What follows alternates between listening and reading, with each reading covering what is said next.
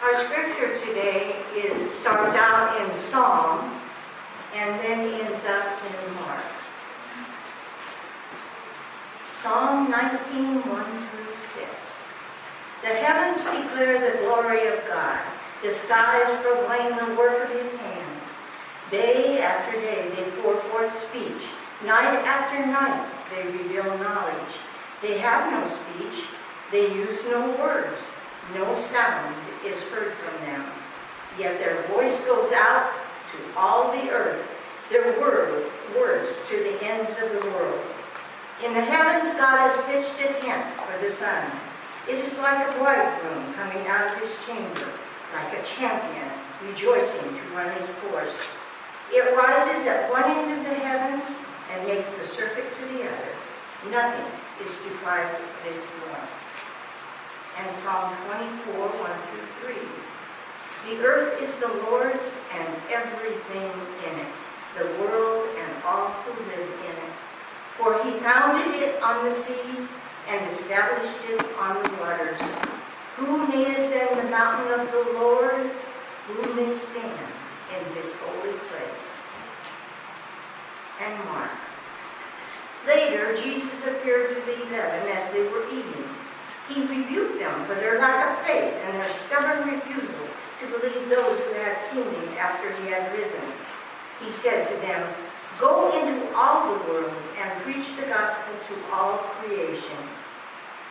After the Lord Jesus had spoken to them, he was taken up into heaven, and he sat at the right hand of God. Then the disciples went out and preached everywhere, and the Lord worked with them and confirmed his word by the signs that accompanied it.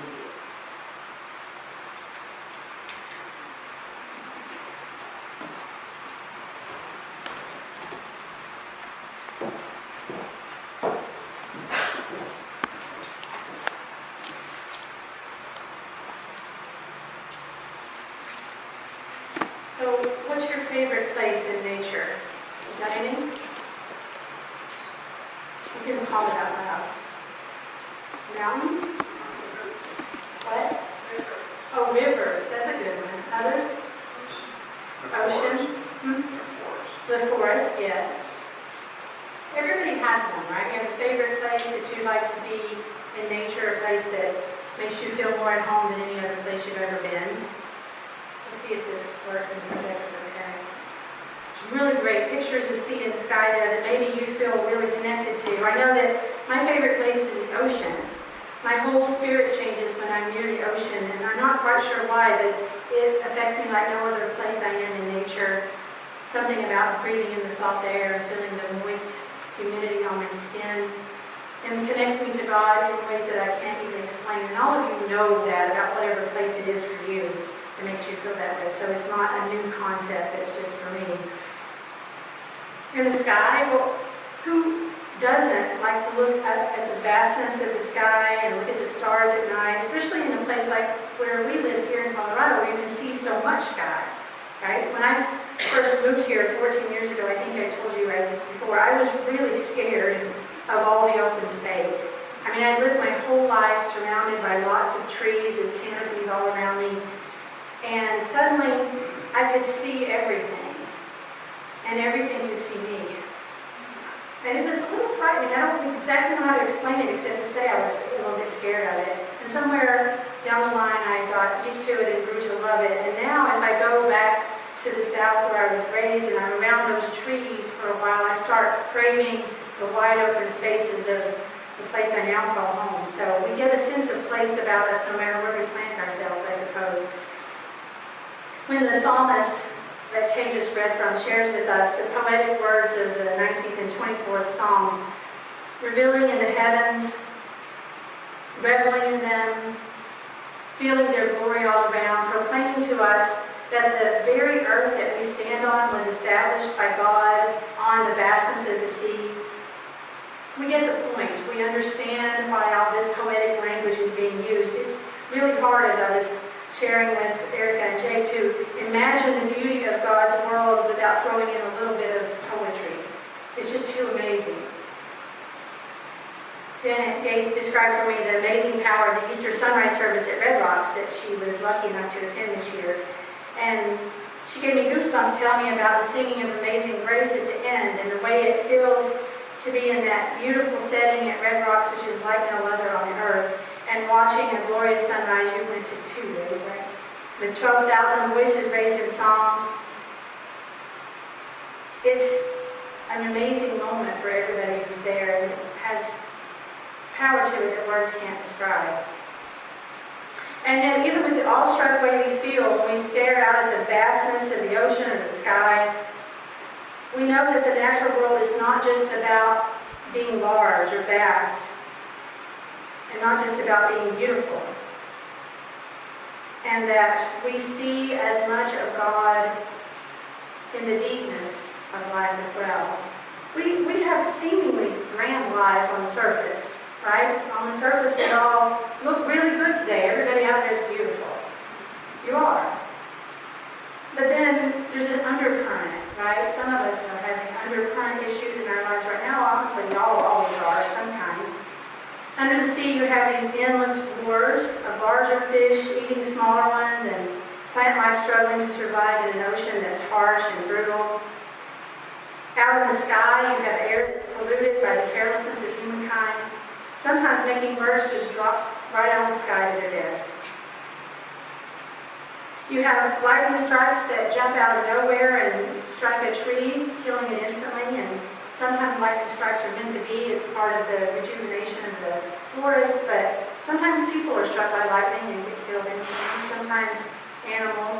So the sea and sky are not without peril and tragedy. And all those shark attacks on the North Carolina coast this spring and early summer.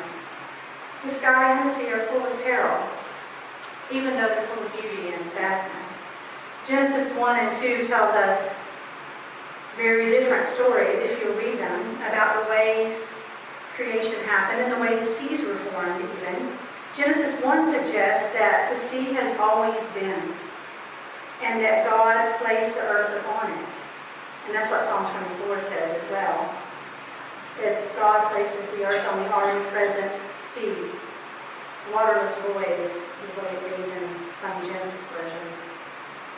Perhaps this story is a way of saying that God is the sea. That since God has always been and will always be, if the sea was here before anything else, then God must be the sea. And from that starting point, God created that separation of sea and sky. Genesis 2 tells us that nothing was here, and that God caused the rain to fall, and the rain produced the water that later produced the land and all of its plant life. If you see that film on the beginnings of time at the Museum of Science and Nature, it tells that same story. It's basically what it says, right? At first there was dry, parched earth, and on that earth rain fell, and soon seas were formed. Sky came first. And from that sky came water, and that helped form the earth. No matter how we see it, Genesis 1, Genesis 2, or something in between, sea and sky have instrumental roles to play in getting our lives here on earth started, right? The two have worked in tangent ever since to create everything we now call home in the process of evolution. But where is God in all these places? Do we have wonderful metaphors like we did last week to explain where God is in the sea and sky, the way we can describe the mountaintops and the valleys of our lives? How do we explain our connection to a God who is in a sea so deep we would be crushed by its weight if we descended to its deepest point? How do we explain our connection to a God so vast that the whole sky can't even hold that God? A God who can hold the sun and the moon. Perhaps that's the point, though. Perhaps it is that God wants us to know the best. God that is a part of the beautiful sea that I love so much. But God is also part, or at least involved in that deepness that crushes us underneath the sea. When life is so dark and the weight of the world is crushing us, God is there with us. When the problems of our lives are so vast that we cannot see the end of them in sight, God is there in it with us. In Mark 16, which we're going to read every Sunday of August, we hear the resurrected Christ in the moments before the ascension telling the disciples to go into all of creation and spread the good news. Last week I suggested that the good news is the news of God's love. Love that transcends all the vastness, so that, as Erica said, it seems as if it's just for you. Love that is inescapable, like air. Love that is always surrounding you like the sky. That's the good news that Jesus asks us to go and tell all of creation. Jesus knows that many people he has talked to and walked alongside during his earthly walk are living those lives that are crushed with the heaviness of defeat and agony. Jesus knows that many people around are struggling with the troubles of life that are so vast that they can't imagine ever having a trouble-free day. And Jesus knows that even the plants and animals and gardens surrounding humankind are suffering from their own troubles of neglect and struggle and in need of their own tenderness and care. So in Mark 16, the gospel writer tells us that Jesus asked the disciples to not just stay in the temple. He doesn't say don't go, but don't just stay there, but go into all of creation. To be there alongside all of creation. To struggle in the crushing weight of despair with all of creation. To stand and find a little peace in the vastness of troubles that seem to have no end. How do we become those disciples today? The message is still the same. How do we find a way to reach those who are crushed by the weight of the sea and drowning in the never-ending rapids of the strong and mighty river? How do we help them steer into calm waters? How do we help them know that they don't have to row their boats alone? Perhaps it starts by being present to the concerns within our own congregation, whether they be spoken or unspoken.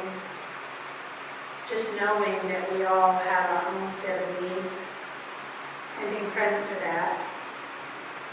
Perhaps it also means being present to the concerns of our community and also our global planet, that we are all connected here on this planet Earth. I think in the calling that Mark describes in Mark 16, Jesus calls us to be there, wherever there might be. In earlier Gospels, lessons before this one in Mark, Jesus walks on water to prove to people that he would never leave them alone to drown in their own despair. He walks on water so they won't be alone. We as the body of Christ in this world must find our own ways to walk on water, to raise our hands into the vast sky and say, here we are, Lord, send us.